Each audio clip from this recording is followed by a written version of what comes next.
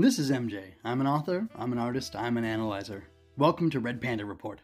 Buckle up for two-fisted pulp action as I talk about the terrific twosome of Toronto. The day they carried Sam Merck out of the courtroom, he swore he'd never serve the life sentence they'd given him. He promised that the judge, the jury, everyone that had put him behind bars would suffer a voodoo curse until he was freed. Of course, no one took him very seriously, until his victims started dropping like flies. Now the Red Panda may have only hours to crack the mystery of The Empty Box.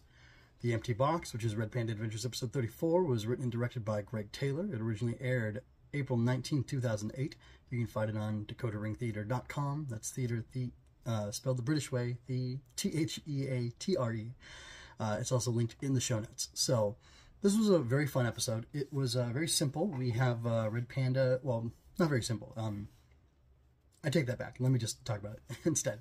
So we have Red Panda and Flying Squirrel facing off against Professor Hex, which, when I heard that name, I thought, oh, this is fabulous. This is absolutely fabulous. And it is a great name. It's a great name for a villain, and it's a great name for this character who is this witch doctor who's attacking these people. And it's interesting because the Red Panda definitely believes in the supernatural, even if he doesn't call it supernatural. He calls it, you know, some sort of mystic energy field, or whatever he calls it.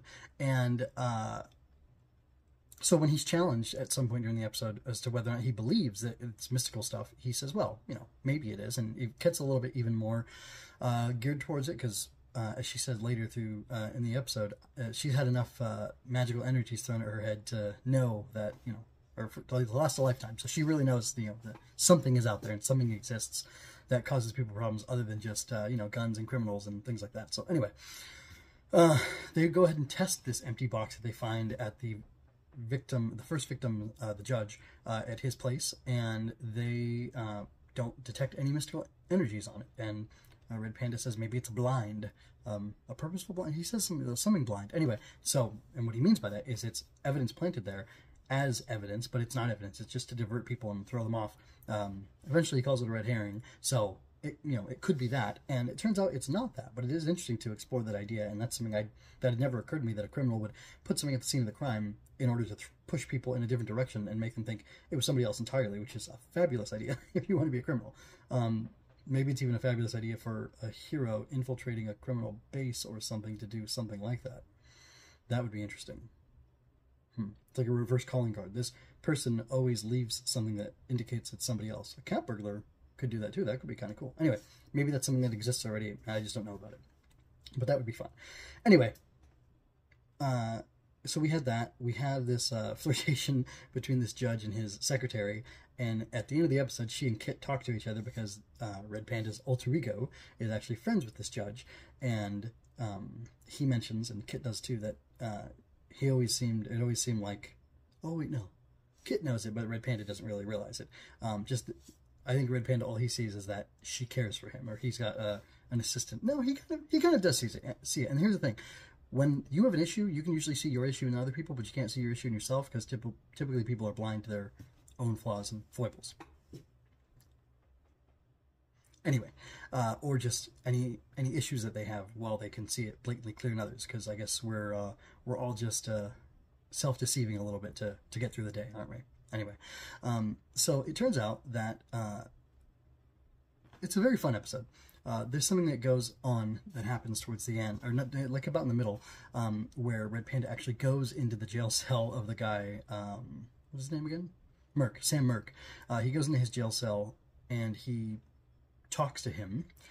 He beats him up and he hypnotizes him to rip the information out of his head about who this Professor Merck is, or who this Professor Hex is, rather. And he tells him, you know, it's interesting that I've never come across you. You somehow landed in jail without us crossing paths. And that's a little strange because you went from having no fear or a lot of fear to no fear. And I'm going to bring fear back. And he's beating him. He's beating him pretty badly. And he's saying, like, I've got rights and you can't do this. And Red Panda says, if you were going to abide by the law and take your punishment just as, you know, because you got caught, then I would be the first in line to protect your rights and respect your rights. But because you're not, I'm going to go outside of the rights or the law as well and do this. And it's a very interesting way to think about a criminal fighter, a vigilante who seeks justice. that as long as everybody's playing by the rules, he will not use his extreme powers against them. But once somebody steps out of line and starts breaking the rules, then he will come and he'll crack down on them with, you know, his his powers and his abilities that go beyond the scope of the law and beyond the scope of the rules. And that's kind of something I want to think about more and talk about more, but I'm not going to give myself that opportunity right now, but it is something to think about. I might make a little short about it, just exploring that idea real quick and having that as something to come back to, maybe for my stories as well. Like, what is the, like, why is a vigilante just when they're breaking the laws? Well, it's because they're breaking the laws against other people who are breaking the laws. They're not breaking the laws against law-abiding citizens. And I guess I'll just talk about it now. If this guy is engaging in a criminal enterprise, which is having people murdered or put close to murdered, because they're put in this death-like state by his, you know, by Professor Hex on his behalf, then yeah, he's not playing fair. He's not playing by the rules. He has stepped out of, he's crossed over the line and is therefore no longer worthy of the protection of the system and of laws and laws and government. But he is still susceptible to justice. It's just that for now, justice will have to come to him at the hands of the Red Panda. And that's pretty cool. It's an interesting way to view vigilante justice and kind of slow down and think about it and understand why it makes sense and why it feels so good to us as an audience, of you know, a piece of fiction that has vigilante justice in it. That's why, because it is just. When you think of it that way, but it can appear unjust as well. So something interesting. And of course, Red Panda could, you know, just go.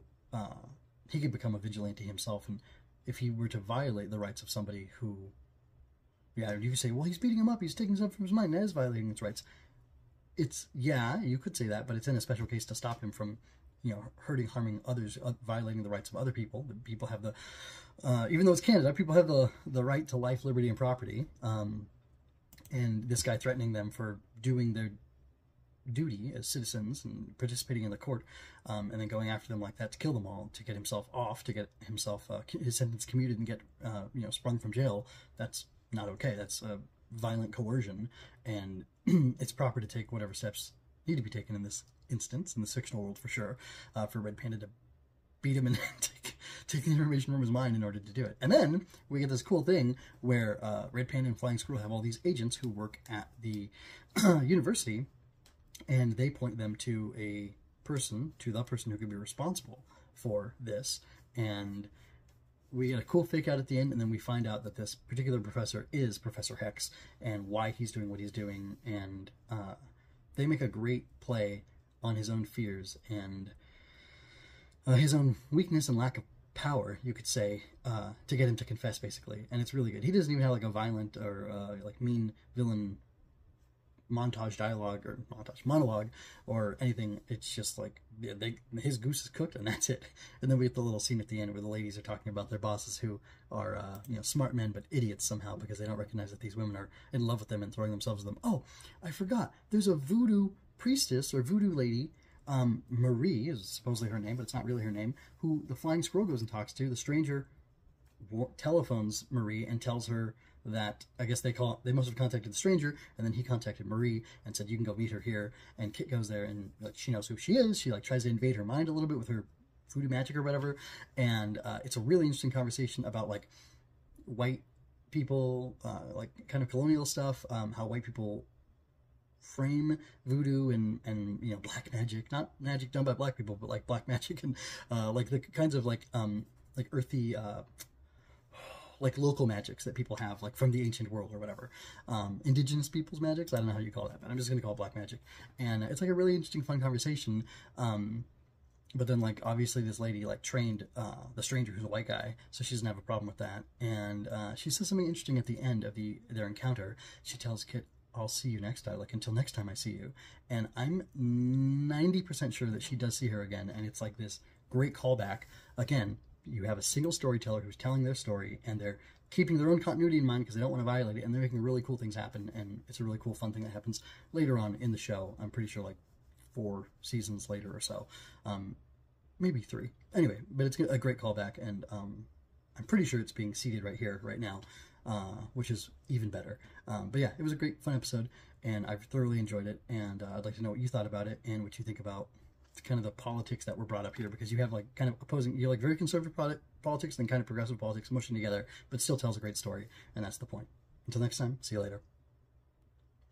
I do not want to forget, please check the show notes in order to find links to all the Dakota Ring stuff, and also to find the link to my new website that I have going out for my new book that's coming out that I'm working on, growbugs.com. If you go to growbugs.com, you will find an email list that you can sign up to be become aware of when my book is ready. It's about magical bugs battling monsters.